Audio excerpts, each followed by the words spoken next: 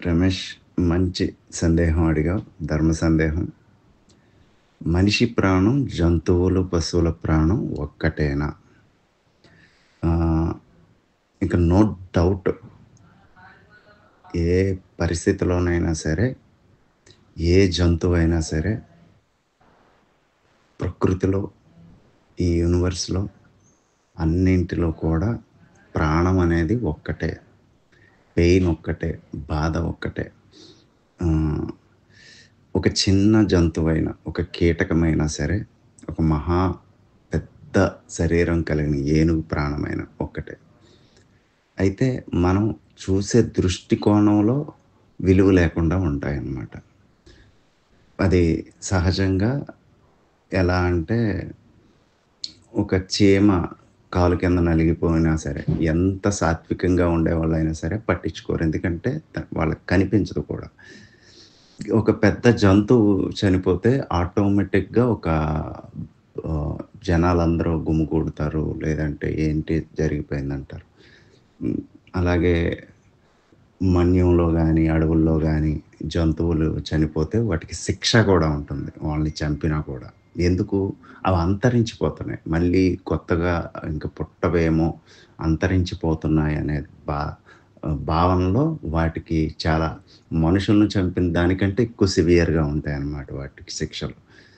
Remaining ఏవైతే ఉన్నాయో దోమలు, చీమలు, ఈగలు వాటన్నిటికి కూడా వాటి లైఫ్ స్పాన్ చాలా చిన్నదనమాట. అవి వస్తూ ఉంటాయి, పుడుతూ ఉంటాయి, పోతూ ఉంటాయి, వస్తూ ఉంటాయి, పుడుతూ ఉంటాయి, పోతూ ఉంటాయి.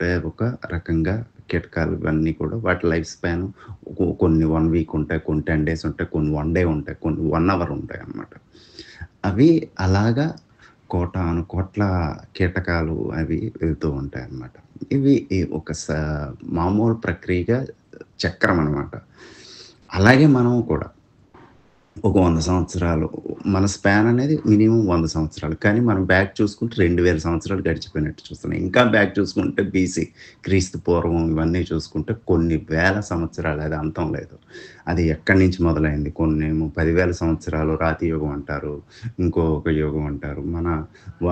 మన పురాణ భాషల్లోనేమో త్రేతాయుగం, ద్వాపర యుగం, కలియుగం ఇలా సత్యయుగం అనేక రకాలుగా యుగాలుగా చేసుకుంటాం. ఈ యుగాల తత్వం అనేది జ్ఞానంతో కూడుకున్నది నడుస్తుంది. ఇంకా మిగిలినవి అన్నీ కూడా చాలా వరకు రాతి యుగం. ఆహ్, రాతి యుగంలో అంటే ఇంకా వాళ్ళకేమీ తెలీదు. నాగరికత తెలీదు అలాంటిది. అలాంటి నాగరికతలు లేనివి ఇప్పుడు కూడా ఉన్నాయి. కొన్ని ప్రదేశాల్లో, కొండల్లో వాళ్ళు నాలెడ్జ్ ఏమి ఉండదనమాట. ఆ ప్రపంచం కూడా ఒక నూతిలో కప్పల్లాంటి వాళ్ళనమాట. వాళ్ళకి ఒక టీవీ చూడగానే ఆశ్చర్యపోతూ ఉంటారు. ఒక అండమాన్ లాంటి ప్రదేశాల్లో గాని, ఇలాంటివి ఈ స్థితుల్లో ఇంకా ఉన్నవాళ్ళు ఉన్నారనమాట. అంటే ఈ పరంపరలో అంటే నాకు తెలిసినంత వరకు, తెలుసుకున్నంత వరకు ప్రతి ఒక్కరు కూడా కొన్ని వేల, లక్షల, కోట్ల జన్మలు దాటి వస్తూ ఉంటారు. అందులో భాగంగా రాతి యుగం, రా రా శిలా స్ స్ శిలా సామ్రాజ్యం అంటే మనం రాళ్ళుగా, రప్పలుగా కూడా పుట్టి కొన్ని వేల కోట్ల సంవత్సరాలు నడిచి మళ్ళీ అదొక అణువు, పరమాణువుగా కూడా వచ్చి తర్వాత వృక్ష సామ్రాజ్యంలో అడుగుపెట్టి మొక్కలుగా, చెట్లుగా కూడా ఎదిగి మళ్ళీ జంతు సామ్రాజ్యం, పక్షి సామ్రాజ్యంలోకి కూడా వచ్చి ఆహ్, ఆ తర్వాత ఈ మనిషి సామ్రాజ్యం అనేది ఎదుగుతామనమాట. ఇక్కడి నుంచి ఇది జ్ఞానంతో కూడుకున్నది కాబట్టి వీటికి మంచి, చెడు, రైట్, రాంగ్ అనేవి ఏర్పడి వీటిలోని కూడా ఆహ్, రజోగుణ, తమోగుణ, సత్వగుణాలకి మళ్ళీ ఎదుగుతాం. అంటే రాక్షస గుణాల నుంచి మళ్ళీ వస్తామనమాట. ప్రతి ఒక్కరూ మాంసాహారులుగా తిని, లేదంటే రాక్షసులుగా ఉండి ఒకరినొకరిని చంపుకుంటూ ఆ స్థితుల నుంచి మళ్ళీ గోయింగ్ టు దైవస్థితి. ఈ దైవస్థితికి వెళ్ళటం కోసం మన ప్రయాణం ఇలా జరుగుతూనే ఉంటుందనమాట. ఇది హ్మ్. నిజమా? అబద్ధమా? అని పక్కన పెడితే చక్రం అనేది జరుగుతుంది కదా! పురుగులు, పుట్టలు అన్నీ వత్తన్నాయి, పోతున్నాయి, వస్తున్నాయి, పోతున్నాయి, వస్తున్నాయి, పోతున్నాయి, వస్తున్నాయి, పోతున్నాయి, పుడుతున్నాయి, చేస్తున్నాయి, పుడుతున్నాయి, చేస్తున్నాయి, పుడుతున్నాయి, చేస్తున్నాయి. జంతువులు కూడా అంతే. పక్షులు కూడా అంతే. అలాగే మనం కూడా అంతే. కాకపోతే ఇక్కడ మనం ఒక రాక్షసుల్లా జీవిస్తున్నామా? ఎన్‌లైట్‌మెంట్ వేలో వెళ్తున్నామా? అనేది మనం చెక్ చేసుకోవాలనమాట. ఇక్కడ ప్రతి ప్రాణం, ప్రతి ఇది ఒక్కటే అనే ఎగ్జాంపులరీ కోసం ఇంత చెప్పాల్సొచ్చింది. ఇంకా చాలా పెద్ద సబ్జెక్ట్ ఉంది. పరిణామ క్రమం అనమాట ఇది.